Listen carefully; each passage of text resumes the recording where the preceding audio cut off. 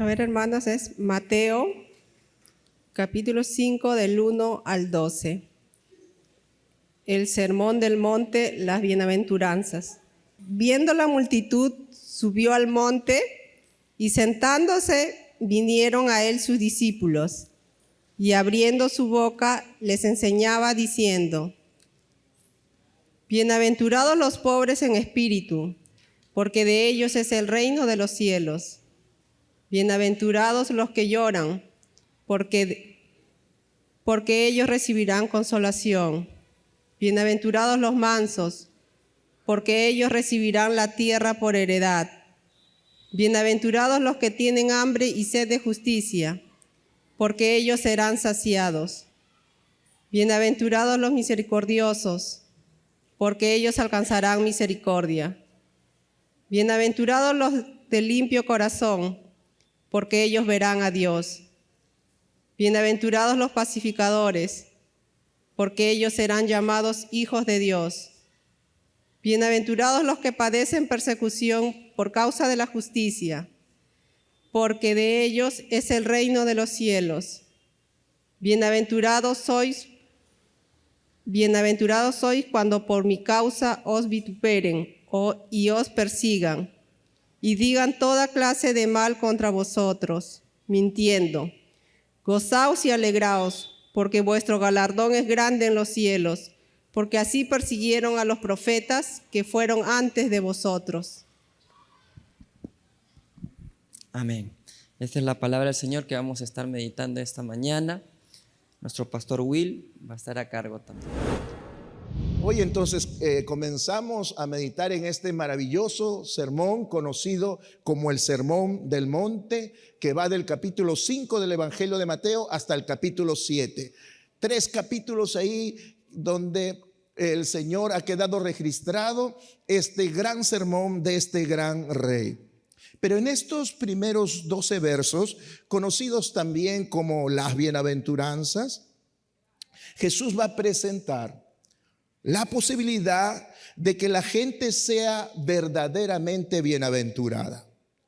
Jesús va a pretender que los que le seguían puedan disfrutar de esa felicidad, que es el tema fundamental, que es el tema principal de todo este sermón.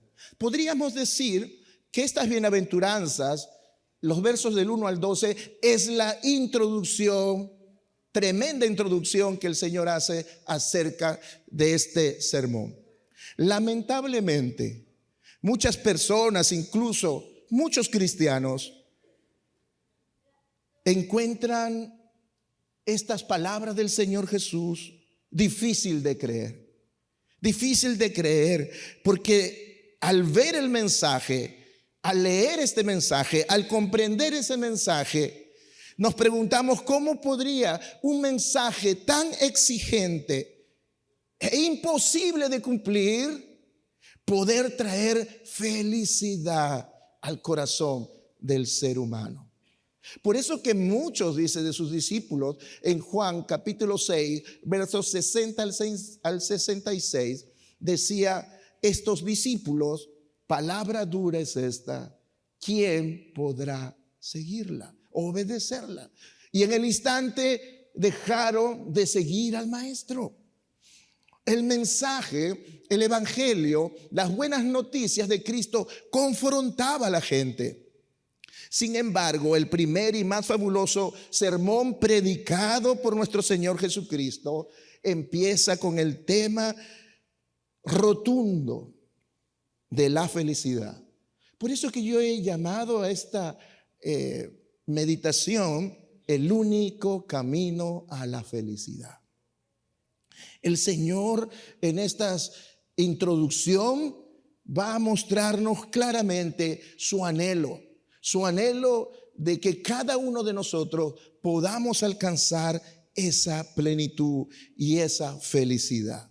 Es por eso que si tú te das cuenta en la lectura que se ha hecho, repite 9 veces la palabra bienaventurado, bienaventurado. Y en la introducción que se hizo la semana pasada, dijimos que la palabra bienaventurado significa dichoso significa feliz, felices, dichosos. La felicidad, entonces, es la preocupación de Dios. La felicidad es la preocupación de Cristo. La felicidad es la preocupación del Espíritu Santo. Es por ello que en estos primeros versos va a ser el Señor muy enfático, porque sabemos que cuando una palabra está siendo repetida más de 2 veces en un mensaje, el autor quiere que pongamos atención a eso. Ese es el tema fundamental. Es lo que quiere que entendamos y prestemos atención a aquello que está repitiendo. Como primer punto, entonces, creo que deberíamos tocar y profundizar para entender todo lo que se nos viene, las nuevas bienaventuranzas, en esta palabra, bienaventuranzas. Creo que hay que entenderla, porque muchos no la entendieron y se confrontaron y dejaron de seguir al Señor. Esta palabra bienaventurado en las Escrituras describe la condición feliz del alma. ¿Qué describe? La condición feliz del alma. También puede traducirse como gozoso, y es precisamente lo que Dios quiere transmitir en todo este sermón. Estar satisfecho es una condición de gozo, pero este gozo y esta felicidad es permanente en los hijos de Dios. No es movido por las circunstancias externas, porque en la vida hay cosas que traen alegría a nuestro corazón, pero el gozo y esta felicidad es permanente. No está movido por circunstancias externas, porque viene de Dios mismo. Yo me acuerdo cuando empecé más o menos hace 28 años a asistir a esta iglesia. Cuando conocí al Señor, había una canción que llenaba de gozo mi corazón y hablaba justamente de esta doctrina. Las canciones, por decirlo así, antiguas, cristianas, realmente tenían mucha profundidad, tenían mucha palabra, tenían mucha doctrina. Lamentablemente en estos tiempos las canciones cristianas ya ni siquiera tienen palabra, sino emociones. Ya no se sabe si se está cantando a Cristo, porque ni siquiera se menciona a Cristo. Parece que se está cantando a alguien o algo. Y esta canción decía: la alegría está en aquel que conoce a Jesús. La verdadera paz se encuentra solo en aquel que encuentra a Jesús. Y eso es lo que el Señor va a mostrarnos, que esta felicidad, esta bienaventuranza es una felicidad permanente, pero que solo se puede encontrar en los hijos de Dios, en los verdaderos hijos de Dios. El ser bienaventurado es entonces un estado continuo de felicidad, un estado de bienaventuranza. Pero esta palabra, y esto es interesante, esta palabra se usa también, escúchame bien, para describir a Dios mismo. El Salmos 68:35 dice: bendito. La palabra bienaventurado es Macarios. Entonces acá diría: bienaventurado sea Dios, dichoso sea Dios, feliz Dios. Es la misma palabra.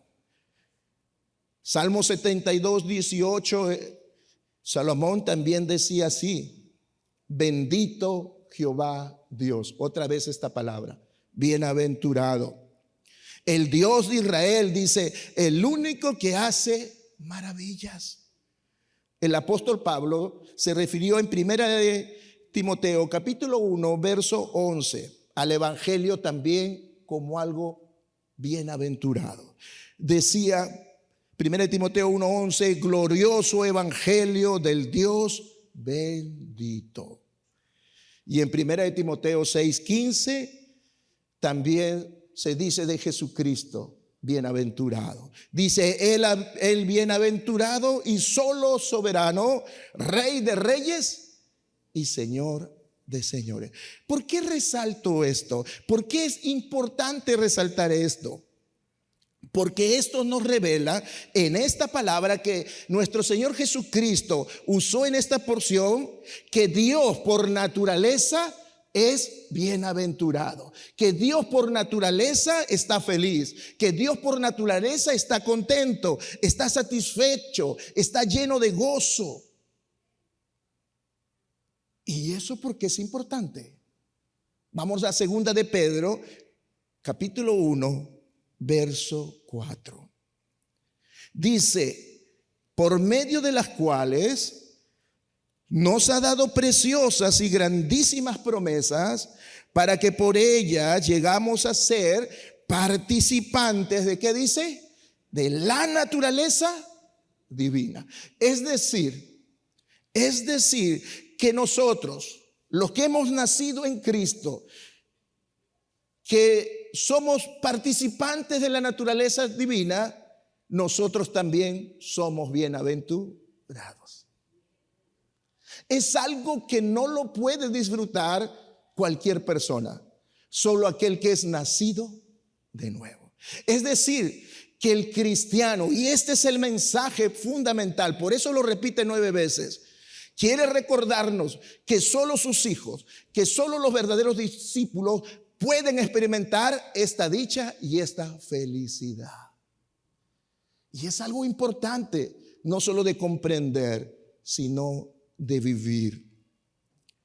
Pero esta bienaventuranza trae una paradoja, no solo para la gente que no conoce a Cristo, sino para nosotros mismos y para los discípulos en su tiempo. ¿Por qué? Porque las condiciones y las bendiciones no parecen armonizar con la felicidad.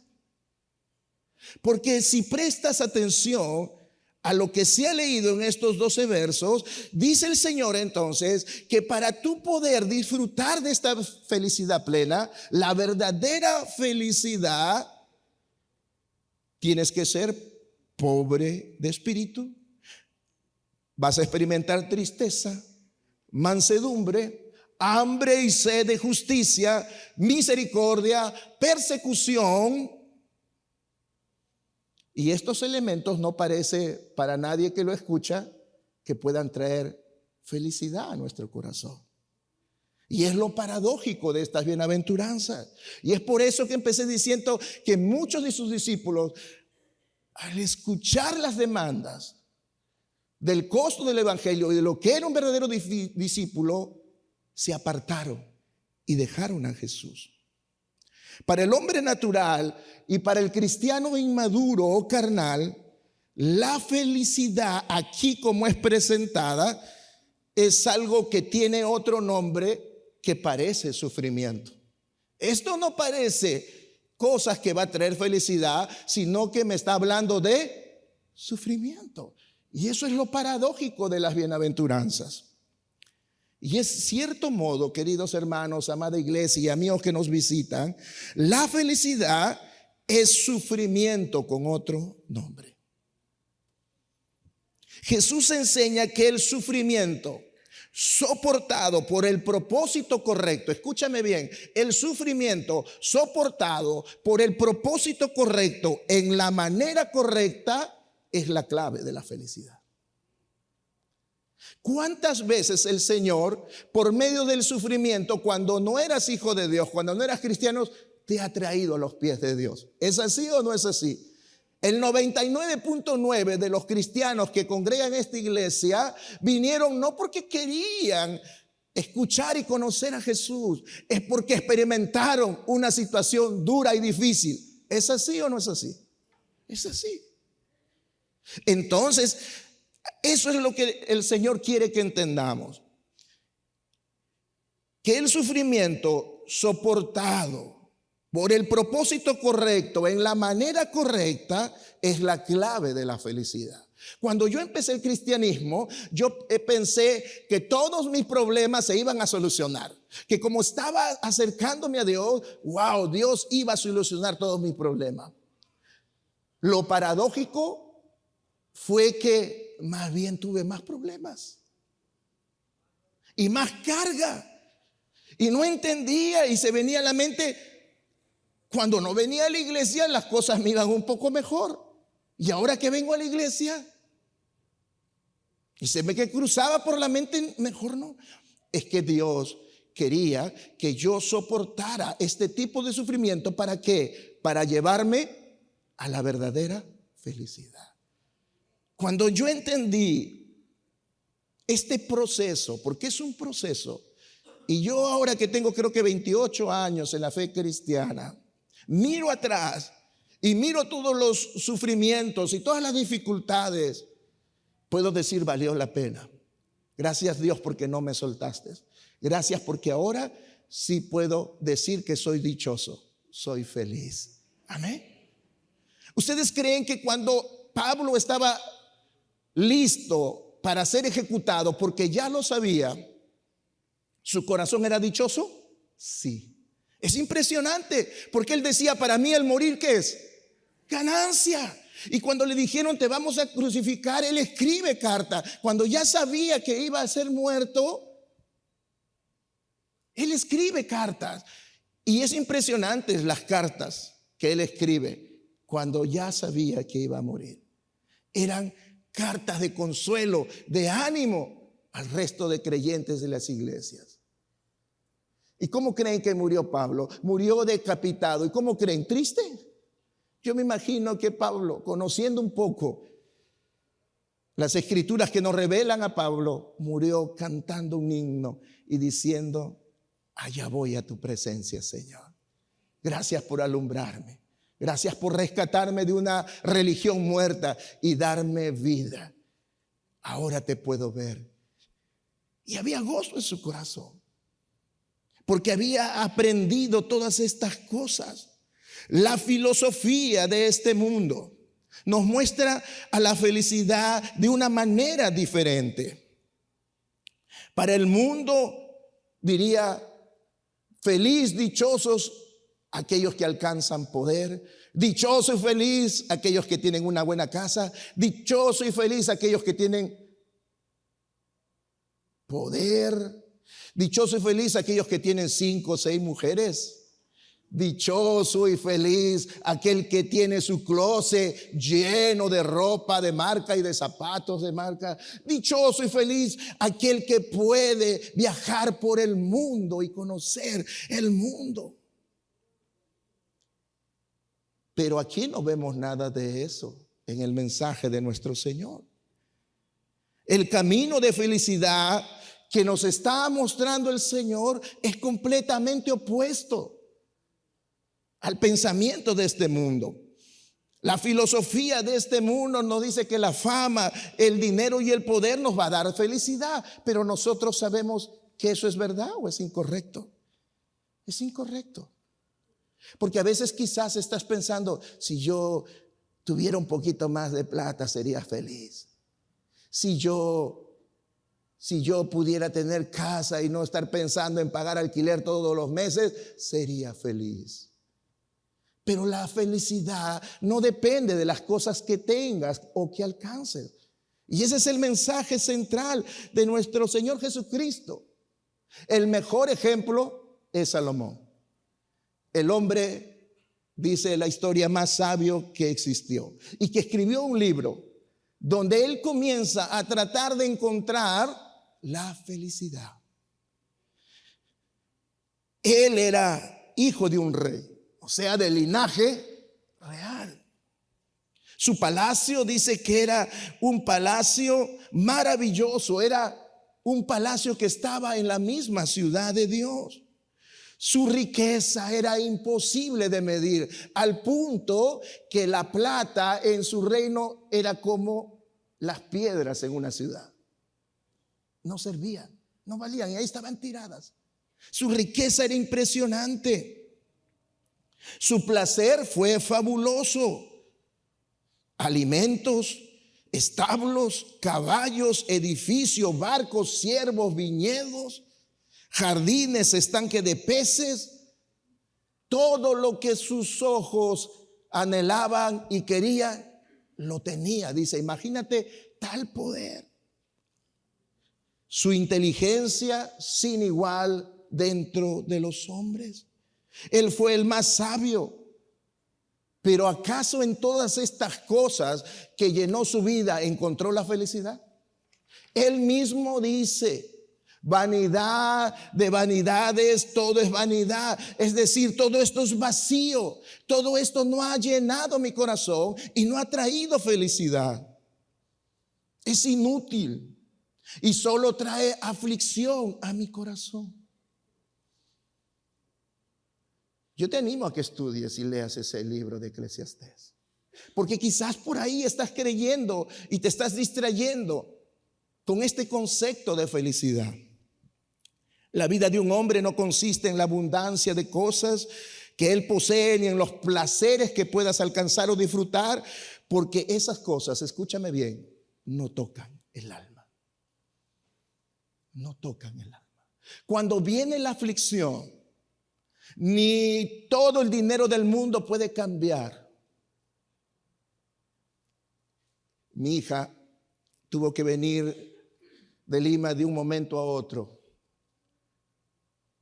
un ida y vuelta, porque una compañera del colegio, 18 años, 19 máximo, falleció de cáncer. En pocos meses, atleta, deportista, quebró el corazón de nosotros mismos. La vanidad de la vida, la ligereza de la vida. ¿Dónde buscamos y encontramos la felicidad? Cualquier persona que tiene un anhelo profundo de felicidad verdadera va a estar satisfecha como Salomón de cualquier cosa material que pueda alcanzar. Por eso que el Señor Jesús dijo a la mujer samaritana en el pozo, ¿te acuerdas? Si tú bebieras del agua que yo te daría, nunca más tendrás sed en tu vida. Estaba hablando que esta mujer tenía sed espiritual, estaba buscando la felicidad en su corazón y lo estaba buscando erradamente en los hombres. Y el Señor sabía que había un vacío profundo en su corazón, pero también había un anhelo de encontrar la felicidad. Y le dice: trae a tu marido. Y le dice: no tengo, Señor. Bien has dicho, porque 5 has tenido y este que tienes tampoco es tu marido. Pero ella entendió que el que tenía al frente era un profeta. Y cuando le habla que eres un profeta, Dios se le revela: yo soy el Cristo que ustedes esperan. Y se va corriendo a traer a todo el que encontrara para escuchar el mensaje que trajo felicidad a su corazón. Yo soy el camino, yo soy la única verdad y yo soy la vida. El que tiene a Cristo lo tiene todo. Pero si no tienes a Cristo y no entiendes este concepto que nos está mostrando el Señor de verdadera felicidad, vas a vivir como un cristiano frustrado, desanimado y diciéndome: ¿por qué a mí, Señor? ¿Por qué a mí? Las bienaventuranzas y el sermón del monte entonces nos muestra una manera totalmente nueva de vivir, que involucra una forma completamente nueva de pensar, opuestamente a la corriente de este mundo. Pero para que uno pueda vivir esta vida que parece imposible vivirla, tienes que tener a Cristo en tu corazón, porque con Él todo lo puedes. Sus discípulos no lo entendieron. Cuando escuchaban estas palabras, se decían: ¿cómo vamos a hacer esto? Es imposible alcanzar esto con la felicidad, con todas estas cosas, ser perseguidos, ser maltratados. Es difícil eso. Y el Señor Jesús diciéndole, todo eso lo logrará porque me tiene a mí. Y es por eso que aún cuando le fallaron y le negaron a Dios y ellos se sintieron derrotados, ya hemos predicado acerca de eso, ellos se levantaron y pudieron ser esos hombres que Dios había visto que serían en el poder del Espíritu Santo, porque entendieron el mensaje, pero lo vivieron, estuvieron dispuestos a pagar el precio. La pregunta es, ¿estamos dispuestos a pagar el precio para obtener la verdadera felicidad? Esa es la pregunta. Entonces ahora entremos ya a las bienaventuranzas. Y empieza el Señor Jesús diciendo, vamos ahí, viendo a la multitud, subió al monte y sentándose, vinieron a él sus discípulos y abriendo su boca les enseñaba diciendo, bienaventurados los pobres en espíritu, porque de ellos es el reino de los cielos. Bienaventurados los que lloran, bienaventurados, bienaventurados, bienaventurados. Entonces, para entender estas bienaventuranzas, tenemos que entender que Jesús estaba diciendo algo diferente. Las bienaventuranzas no se centran en el hacer, sino en el ser.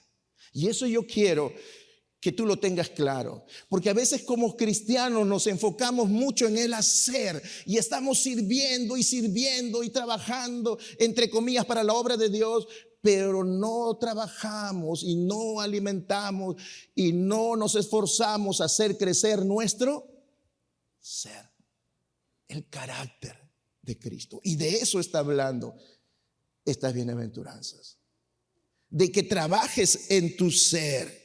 Él está hablando de una felicidad interna que solo Dios puede conceder y que lo único que necesita es un espíritu en bancarrota, un espíritu triste, humilde, con hambre y sed de justicia, un espíritu misericordioso y de pureza, ser un pacificador, ser perseguido y estar dispuesto a ser perseguido e insultado. Ese es el camino, dice el Señor, a la felicidad real. Si nos damos cuenta, Jesús se centra en lo opuesto al que el mundo se centra. El mundo nos habla de que no tenemos que sufrir, que la felicidad no va con el sufrimiento. Pero semana a semana vamos a estar hablando específicamente de qué se está refiriendo cada una de estas bienaventuranzas. Hoy solamente me va a alcanzar el tiempo porque es muy profundo y maravilloso. Es bienaventurados los pobres de espíritu, porque de ellos es el reino de los cielos. ¿Qué es ser bienaventurado o pobre de espíritu? ¿Qué es eso? ¿Qué es lo que Dios realmente quiso transmitir? Dichoso, feliz aquellos que son pobres en espíritu. Y lo segundo que tenemos que entender, porque Dios no hila en falso, cada palabra de Dios está ahí por una razón, en el lugar correcto. ¿Por qué no empezó con las otras bienaventuranzas? ¿Por qué tuvo que empezar con esta en particular? Con pobre de espíritu. Y es interesante al profundizar en las palabras originales, darnos cuenta que el Señor no puso nada al azar. El Señor empieza con esta característica porque es la característica, escúchame bien, fundamental del cristiano. Es la característica fundamental de todo ciudadano del reino. ¿Cuál? La humildad. Pobre en espíritu no es otra cosa que ser humilde. Y con esa y de esa derivan el resto. Sin esta, el resto no tiene sentido y no podría llegar a ser. Pero esta, con la humildad, nos lleva a todo el resto. Y es por eso que el Señor empieza con esta característica fundamental. Ser pobre de espíritu es ser humilde. ¿Y cuál es lo opuesto a humilde? Soberbia, orgullo. Y el orgullo fue el primer pecado que se dio en el cielo, ¿verdad? En Lucifer. ¿Se acuerdan? ¿Por qué yo no puedo ser como Dios? ¿Por qué a mí no me pueden alabar? ¿Por qué? ¿Por qué? Si soy poderoso y soy la criatura más poderosa que Dios. Y se sublevó el orgullo. Una persona, escúchame bien, no puede entrar al reino de Dios a menos que rinda su orgullo. La puerta de ingreso al reino del Señor es baja. Y nadie que se mantenga erguido entrará jamás por ella. Por eso que había una puerta ahí en Jerusalén, la puerta del ojo de aguja. ¿Se acuerdan? Que decía que era imposible que alguien, era una puerta, pero era una puerta pequeña, que para el camello poder entrar tenía que entrar con las patas dobladas. Y eso nos estaba simbolizando que para entrar por esa puerta de la gran ciudad teníamos que dejar nuestro orgullo. No se puede ser cristiano y un ciudadano del reino si no morimos al orgullo. ¿Se acuerdan en una oportunidad en la parábola que el Señor da acerca del fariseo y del publicano? ¿Sí? Que se encuentra en Lucas capítulo 18. Creo que ese es un buen ejemplo de lo que Dios quiere enseñarnos con esta primera bienaventuranza. Del verso 9 al verso 14. A unos que confiaban en sí mismos como justos y menospreciaban a los otros, dijo esta parábola. Dos hombres subieron al templo a orar, uno era fariseo y el otro era publicano. El fariseo, puesto en pie, oraba consigo mismo de esta manera: Dios, te doy gracias porque no soy como los otros hombres, ladrones, injustos, adúlteros, ni aún como este publicano. Ese que lo veía al costado orando. Ayuno 2 veces a la semana, doy diezmos de todo lo que gano. Mas el publicano, estando lejos, no quería ni alzar los ojos al cielo, sino que se golpeaba, dice, su pecho, diciendo: Dios, sé propicio a mi pecador. Os digo que éste descendió a su casa justificado antes que el otro, porque cualquiera que se enaltece será humillado, y el que se humilla. ¿Quién es una persona pobre en espíritu? Ser pobre de espíritu es aquel que reconoce su absoluta dependencia de Dios para vivir, como este hombre. Golpeaba su pecho diciendo: sé propicio a mí, Señor, porque soy hombre pecador, soy indigno de ti, no merezco siquiera estar aquí abriendo mis labios para levantar una oración a ti. En cambio el otro, el fariseo, el religioso, el espiritual, se jactaba de todo lo que era moralmente. Ser pobre de espíritu es aquel que reconoce que sin Dios no tiene nada. Por eso que a un hombre o una mujer pobre de espíritu no se le tiene que decir ven a orar, no se le tiene que decir ven a la iglesia, ven congrega, porque sabe que sin Dios nada tiene. De ellos es el reino de los cielos, dice el Señor. Que sabe que sin Dios moriría. Depende día a día de Él. No los domingos nada más se acuerda de Dios. Entonces lo que nuestro Señor está diciendo, que es afortunado y feliz el hombre que reconoce su impotencia, que se aferra a la omnisciencia de Dios. Pobre en espíritu es aquel que dice: Señor, no sé qué hacer con mi matrimonio. Por más que me esfuerzo, está de cabeza. Señor, no sé cómo traer a mis hijos a la iglesia porque no quieren venir. Señor, no sé cómo salir de estas deudas.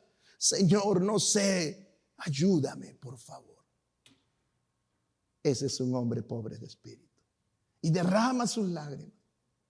Y le dice, no me sueltes, Señor, por favor.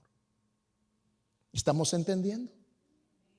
La persona pobre, humilde de espíritu, reconoce su pecado ante Dios. No ora así, Señor, perdóname si en esta semana he pecado. No. Un hombre pobre de espíritu reconoce, Señor, ayer en la tarde, Señor, fui débil, te fallé, Señor. Es aquel que reconoce su necesidad de Dios. Es aquel que reconoce su pecado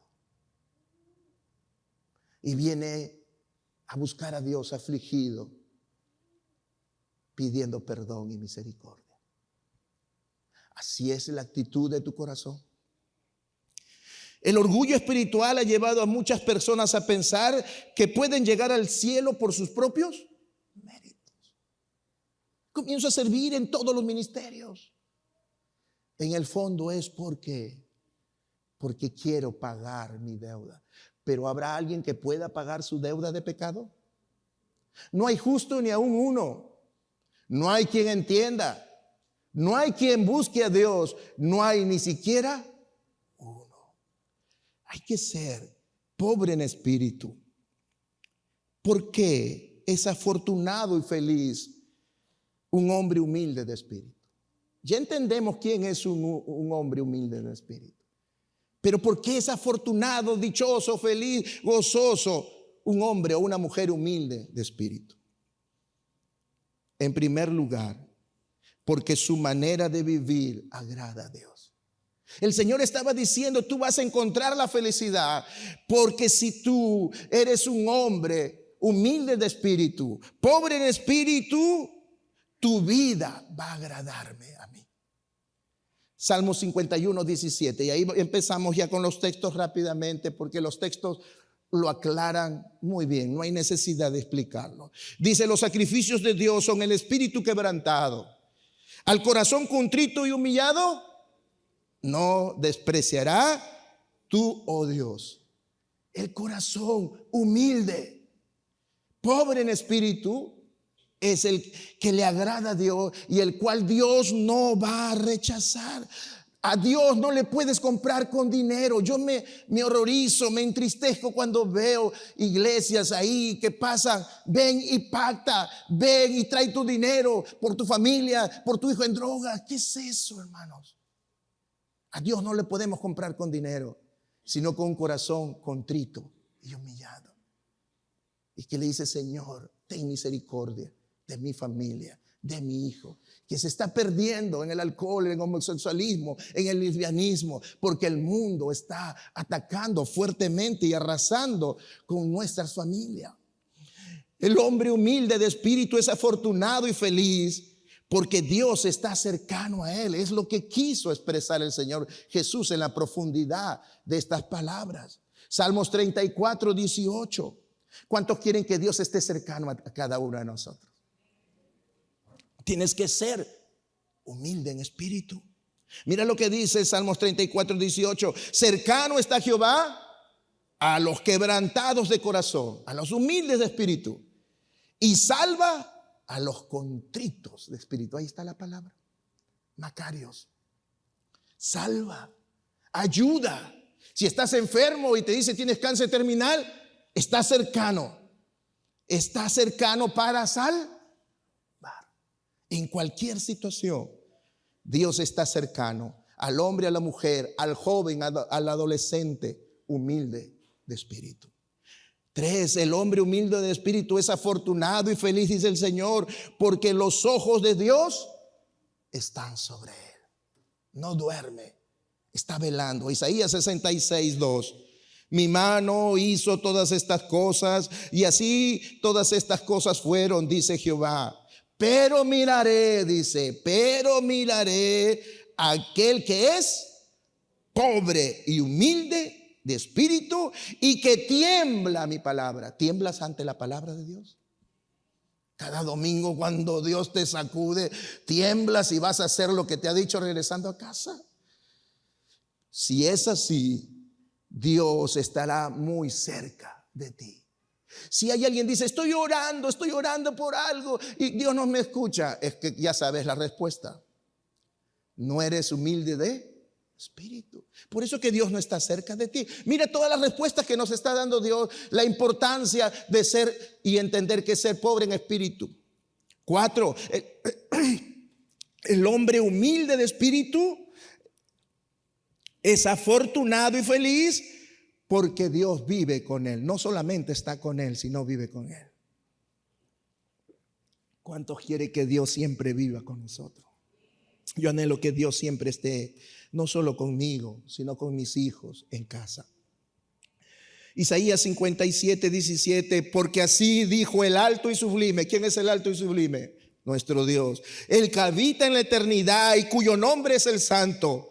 Yo habito, yo tengo subrayado esto en mi Biblia. ¿En quién habita? ¿En quién habita? En la altura y la santidad. Y con el que dice, quebrantado y humilde de espíritu, para hacer vivir el espíritu de los humildes y para vivificar el corazón de los quebrantados. Cuando Dios vive en nosotros, ciertamente vamos a mostrar todo lo que Dios nos muestra en estas bienaventuranzas. Porque esto es imposible humanamente lograr. Pero tenemos que tener ciertas características, por llamarlo de una manera. Tener un corazón contrito y humillado. Un corazón pobre de espíritu. El hombre humilde de espíritu es afortunado y feliz porque Dios está a su favor. Muchos querrán atacarte, muchos querrán destruirte, hasta el mismo Satanás.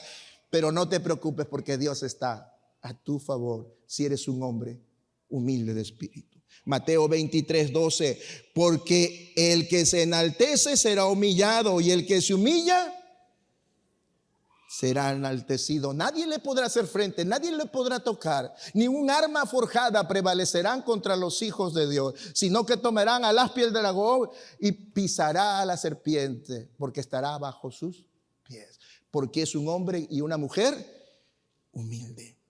Cierro esto, el tiempo me ganó, ya me marcó la hora. ¿Cómo obtener la humildad? Ciertamente esto es algo que no lo hace el hombre. Pero en este mensaje, Dios hace su parte y tú tienes que hacer la tuya. Y hay 3 cosas que yo quiero aplicar de este sermón, de cómo trabajar en mi corazón humildad o pobreza de espíritu. En primer lugar, o el primer paso para experimentar la humildad es quitar la mirada de nosotros mismos y ponerla en Dios. Y si te das cuenta, la gran mayoría, su mirada está en uno mismo y no en Dios. Pasamos más tiempo en el trabajo, pasamos haciendo más cosas que las cosas de Dios. Y estamos pensando en mis sueños, en mi carrera, en mi familia, en mi esposo, en mí. Y para ser humilde de espíritu hay que quitar el yo para que Cristo sea entronado. Segundo, debemos matar de hambre a la carne, eliminando lo que la alimenta. Hoy alimentamos nuestra carne más que nunca y nos llamamos hombres y mujeres espirituales. Tenemos que matar la carne. La esencia de la naturaleza carnal es el orgullo. Y matar el hambre de la carne es eliminar el orgullo en tu vida, en tu corazón. En lugar de buscar alabanza, elogios y popularidad, debemos buscar la presencia de Dios en nuestras vidas. Amén. Por último, y en tercer lugar, el principio para llegar a la humildad es pedírsela a Dios. Es pedírsela a Dios. Señor, no soy nada de esto, pero soy tu hijo y anhelo la felicidad plena. Hazme un hombre, una mujer, un joven humilde de espíritu. Porque al que pide, se le da, dice el Señor. Si me pides pan, te daré una piedra. Si me pides pescado, te daré serpiente. Pídeme y te daré. Y hemos entendido que para alcanzar la verdadera felicidad necesito en primer lugar ser humilde de espíritu.